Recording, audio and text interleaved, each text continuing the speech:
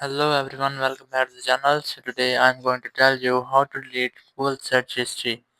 If you want to delete your Google search history permanently, so you just have to open your browser and here just go to search bar and search for myactivity.com.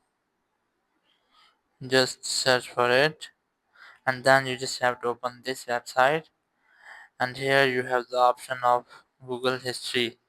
You can see your all activities on Google. Now scroll down and look for search your activity. Just tap on it and then tap on delete activity by here you just have to select all time and then tap on next.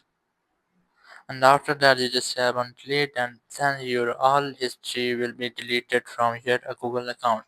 Thank you very much for watching the video. Until next video, bye bye.